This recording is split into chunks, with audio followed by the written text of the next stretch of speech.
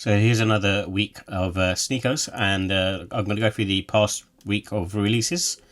And the first one up was the Jordan 1 Low Barons, and this was one that's released in the UK a couple of weeks back and then released in the US. I did review these, and they're a nice sneaker at the end of the day, and you're getting pretty much what's on the tin, but I think the leather quality around toe box was nice, and all in just a nice sort of neutral sneaker for summertime.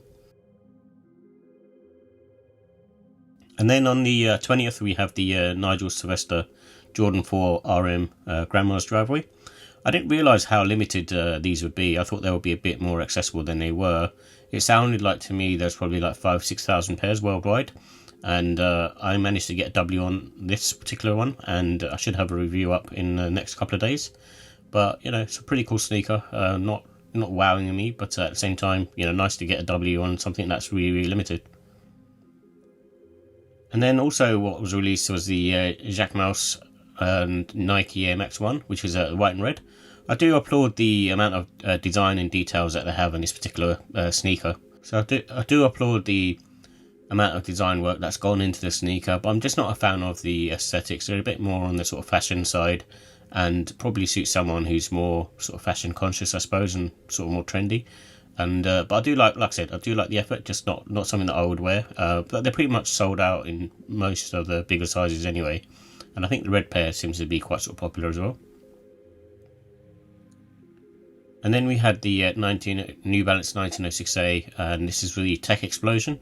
And then this was another one of those sneakers that's been sitting, and I think it's maybe getting to the point where the 1906 is becoming a bit sort of fatigued. They've released like so many different versions of this, where a lot of them are now just going to be sort of sitting, and it's not a bad pair as well. It's quite a nice pair, but I feel like I don't need to sort of see it, because it's just going to be another 1906 really. And then also we had the Air Jordan 39, which is for me, I've seen some reviews and it's got sort of favourable reviews. It seems to have sort of ZMX technology in there, but it's not really something that I'd wear like for a lifestyle, I suppose. But still pretty cool, and more for just sort of the basketball players really.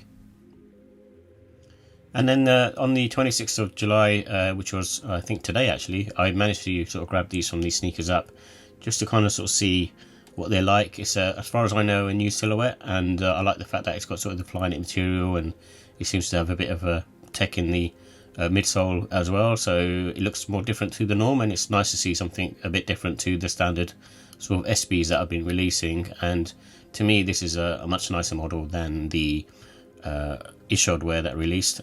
This one just seems a lot nicer, kind of similar to, has like Air Max 1 vibes to me anyway. And then we have the Air Max DN, the Safari pack. There was a bunch of these released, but the one that I was kind of looking at was the Safari version for the DN. I think this one looked quite nice, but obviously I'm still not a fan of this particular orange type print. It's a bit too loud for me. And then also the Adidas Artillery 24 release as well, which was just pretty much sort of standard model. I was quite sort of interested in looking at it because it looks a bit more, I suppose, new age, and sort of been updated really to a sort of standard Adidas silhouette. And then we have the Sandy Liang Salomon Speed Cross, and this is like a ribbon shoe, and it's still a cool looking shoe. It's kind of giving that almost, I suppose, shoe like aesthetic, kind of sort of fashion conscious, almost like a sandal, I suppose, but not something for me. But I think it's more on the sort of feminine side really. And then also the GEL-NYC's 2055. As far as I know, these are just seem to be just sort of okay. It's not nothing special to me. And again, I'm not sure what's the point of releasing these when we already had the GEL-NYC's. And then also the Air Jordan 4 SE Paris Olympics Wet Cement, which is another one, which is a nice sneaker, but for me, I didn't go for it. Reason being, I'm just not a fan of the netting and the cracked leather around the toe box. I'm just not a fan of cracked leather in general, and also the netting on on the side panels just is not there. So for me, it looks like a craft trainer. I'm sure the materials are nice and supposed to be nice, but I'm not need to grab this one in particular. And then we also had the Air Jordan 6 Women's Paris Olympics, and this one again, it looks like quite nice actually. When I saw some videos on YouTube about it, and it's got sort of suede material. It kind of reminds me of the Jordan 6 Georgetown that released a couple of years back, and not so bad actually. When I first saw images of this, it looked really quite sort of bright gold, but this seems to be a bit more muted. And then the Vans Bape collection also released, and it seems to be one of those sort of run-in-the-mill affairs from Vans and Bape really, so not my cup of tea. And then also the New Balance 990 V6 and the New Balance 997. This one I didn't see actually release, in all honesty, so I'm not sure what's going on with it, but I've just still put July 26 because that's what it's been saying online, but I never noticed it being released on the New Balance website. And here's some upcoming sneaker releases. So the first one up is the Asics GEL-1130, which I think is called Bent Gable Knits. A prize in every box is called, and this is a collab. To me, I don't mind the GEL-1130, it's actually really comfortable, but again, this has got this bangle going around the ankle collar area, which is probably more for women really, but then saying that, I've noticed a hammer on there as well, so I'm not sure. It's not my sort of thing that I would wear, so, but at the same time, it's nice to see something different, I guess. And then also on the 29th, you got the Sporty and Rich Adidas Samba, and this is in the Olympic white colourway. And it's not bad. I'm just not too much of a fan of the Samba really. It's not really my cup of tea. Not something that I would wear, but if I was to grab one, then this is not a bad one to grab, to have a sort of collab version. And this one, the colours look nice on this, and with the kind of almost sort of USA type colourway. And then we have the Sporty and Rich Adistar cushion, and this is in the cloud white colourway, and I think this one actually looks really nice, and I actually don't mind the way this particular model looks as well. I think it's a really nice looking model from Adidas, and almost fits on the Y2K trend as well. But I may look to sort of to see and sort of look at these, but I usually find the Adiprene technology not too comfortable, so I don't know whether this one is different, but some of the other trainers that I've tried, like the Orketro for example, isn't that great in terms of comfort. And then we also have the Adidas Handball Special Red. I think red seems to be one of those sort of popular colours on sneakers at the moment, and it seems this one has a lot of interest as well, so I expect it to be popular. And judging by the last Sporty and Rich Handball Specials that released, the leather quality on those is really good, so I expect the same for this one. And then S&S and Crocs are releasing this Dylan clog. I've never tried this particular pair, but the difference between this one and the standard one is obviously the kind of all over sort of heat pattern cover on it, which is cool looking if you're kind of into this type of thing, but probably not for me. It's coming out on July 29th.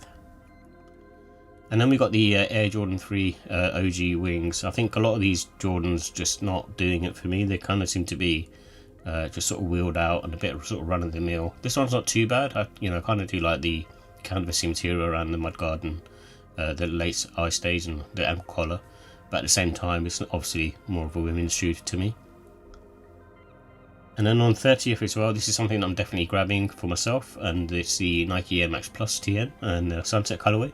So hopefully if I can grab them for retail, then I'll be dropping a review at some point in time. But again, if you're into your TNs, then you'll definitely want to grab this pair. A very cool pair, and will complement my other Air Max Pluses that I have as well. And then on the 30th, another sort of mischief shoe coming out, which is the Flip Flop, and this one is another weird looking silhouette. However, when you see the women that they've got modelling it, it doesn't look too bad on feet. It's kind of like a cross between a high heel and a slide, I guess, and it seems to work when you have it on foot, but not something obviously I would wear, but I understand Mischief's got his own followers and cult following. And on the 30th of June, we've got the Nike SB Dunk Low Burnt Sunrise. This is similar to the Adobe pair that released last year to me, so it's a very similar colorway, so it seems to be quite a phoned in one. However, judging from the pictures, the leather quality looks really good on it, probably similar to the flax pair. And then on 31st of July, Adidas are introducing this Rotterdam silhouette. I don't remember seeing this for a little while, so maybe this is coming out again and being retroed again. It's another one of those sort of 70s type trainers from Adidas, and seems to be sort of popular at the moment. So I imagine, you know, people will be sort of gravitating towards this one as well. And it's kind of got the Olympic style colorway on it as well. And then another one I noticed on the 31st is the Samba MN. And I think the difference between these Sambas and the classical Sambas is literally the outsole. Obviously the upper's been reworked slightly, you know, sort of to look similar to a standard Samba. And the outsole and midsole tech is slightly different because it has like a torsion plate running through it, and the grip has been updated as well. I'm not sure about the foam technology, but I imagine there's some sort of, you know, polyurethane or EVA foam that's being used rather than the gum outsole that is typically used on Samba.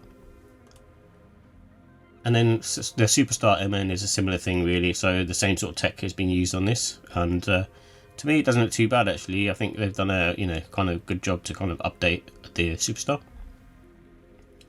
And then on the 31st as well, Reebok are releasing a 4-pack of sneakers which is devoted to NASA. I'm not sure what that actually means, like whether they are, you know, collaborating with them, but these colorways actually do sort of speak to me.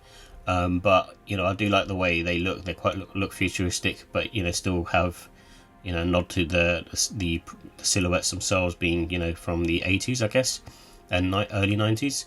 And the BB 1000 does look really cool. You know, it looks quite sort of unique, really, and that's the reason why I've sort of highlighted it in this particular reel.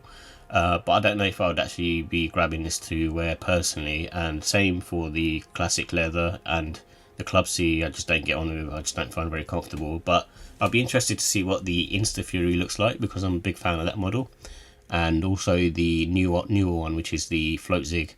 I heard that the Float Zig is supposed to be very, very comfortable on foot, so if there's some nice colourways for that, then maybe I might sort of look to pick those up.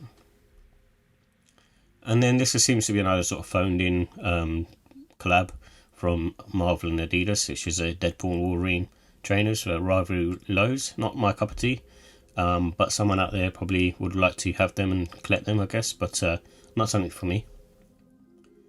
And for August the 1st, I don't know if this is actually true or not, but the Black Dusty Cactus from the, you know, Nike Air 180 is releasing, and not mad at its colorway. I'm not sure if I would actually grab it myself to wear. I'm kind of waiting for the Concord pair to come out, which has got the gold swoosh on it, and that seems to be something that I would look to grab because I never got to grab it as a youngster. I only got the ultramarine colorway when I was younger and managed to obviously grab them this year. And so yeah, hopefully that when that model's announced at Concord, which might be the week after, I'm gonna definitely go for those. And then on the 2nd of August, it's been announced that their skateboard and Nike SB Dunk Low. To me, I'm not really a fan of this. I'm not like a fan of like black sneakers anyway, and this being an SB Dunk just doesn't really do it for me. I think I like the designs on the overlay panels, but for me, it's still not something that is sort of speaking to me. So I've given it a 3 out of 5. And then also on the 3rd of August is the Air Jordan 6 Retro Olympic. I actually like this trainer and I like the colourway, and I have a midnight navy pair of Jordan 3s and also the Air Jordan 1 Low 85s in the metallic navy. I'm not on the lookout for these, but I do appreciate them. I'm more of a Jordan 7 person anyway, so but you know, maybe if it goes on sale and you know it's cheap enough, I may pick it up because the leather quality looks really good on this pair. And then we have the another triple set of Adidas Fear of God Athletics releasing, which is the LA Runner Basketball and Adilet. Again, it seems to be another sort of phoned in situation where they're just releasing a bunch of different colourways. And then we've got the SB Dunk Low Safari Olympics. This has been delayed, or maybe the date was put wrong for it, but it's basically a nice looking pair in my eyes. I think the more I see it, the more I like it, and they're sort of suede on the toe box and medial and lateral side of the sneaker. And I just really think, you know, it's just a really nice sort of neutral colorway for an SB Dunk, which you don't tend to get too many of these. I think a lot of people aren't happy with the blue laces, but I actually think that looks pretty cool to me. And another one that's to be announced, I thought they were supposed to be coming out late July, and that's the New Balance 1906, the 3 different models from the Whittaker group, but it hasn't been released just yet. I'm sure maybe just keep an eye out if you're interested, in the next week or so, maybe they will sort of finally release. And then also this on the same front as that, this was down as the 26th of July, but I don't think it's been released yet. Maybe it's going to be coming out in the next few weeks or like mid-August, but it's the Jam Train Futura Olympic, and I think it's a nice pair actually. I've seen other photos which look slightly different to what's here, and the colourway seems to be a bit more vibrant on the swoosh and the sort of reflective panel that's going around. So I'm not sure whether this was actually an official one, or whether there's an actual update to this particular model and there's a slightly different colourway coming out. And then also this was supposed to come out as well, which is the Gazelle Indoor, and it's not been released just yet. And this was supposed to, I think it was on the 26th or 28th, and I'm hoping they do a drop on the Adidas confirmed app maybe in August.